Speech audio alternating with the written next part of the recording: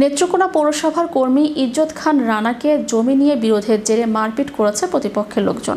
এ ঘটনায় ইজ্জত খান রানা বাদী হয়ে সদর থানায় মামলা দায়ের করার বিষয়টি বুধবার বিকেলে নিশ্চিত করেছেন সদর থানার ওসি কাজী মোহাম্মদ শাহনেওয়াজ। এর আগে রবিবার বিকেলে ইজ্জত আলী খান তার জমিতে হাল চাষ করতে গেলে মুঘল আজম খান ও শাহানুর খান এর লোকজন মারপিট করেন। এতে তার হাতের দুটি আঙ্গুলের অগ্রভাগ বিচ্ছিন্ন হয়ে পড়ে। অবস্থা আশঙ্কাজনক হওয়ায় ঢাকা মেডিকেল কলেজে চিকিৎসাধীন রয়েছেন তিনি। ইজ্জত খান রানা নেত্রকোনা পৌরসভার পশ্চিম সাতপাই এলাকার মৃত আলী হোসেন খানের ছেলে। তিনি নেত্রকোনা পৌরসভার পানি রক্ষণাবেক্ষণ শাখার একজন কর্মী। স্থানীয় ও পুলিশ সূত্রে জানা গেছে, ইজ্জত খান রানার বাবা আলী হোসেন খানের নামে বিআরএস রেকর্ডকৃত জমি মুঘল খান ও শাহানুর খানের লোকজন দখল করে রাখেন।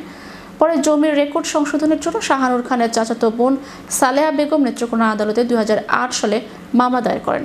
মামলাটি 2025 সালের সেপ্টেম্বরে ইজ্জত খান রানার বাবার পক্ষে রায় হয়। পরে গত রবিবার বিকেলে জমিতে হাল চাষ করার জন্য ট্রাক্টর নিয়ে যান ইজ্জত খান। খবর পেয়ে মুঘল আজম খান ও শাহানুর খান লোকজন নিয়ে তার উপর হামলা করেন। এতে রানার দুটি আঙ্গুলের অগ্রভাগ বিচ্ছিন্ন হয়ে পড়ে।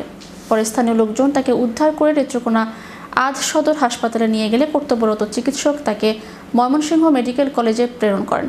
তার অবস্থা আশঙ্কাজনক হওয়ায় মঙ্গলবার সেখান থেকে ঢাকা মেডিকেল কলেজ হাসপাতালে প্রেরণ করেন চিকিৎসক।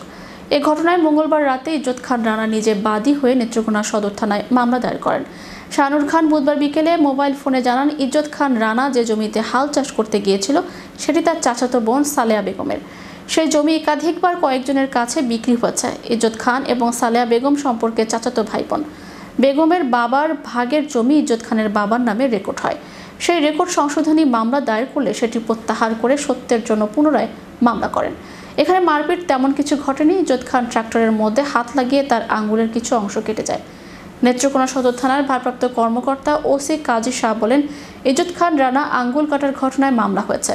আসামি গ্রেপ্তারের চেষ্টা চলছে।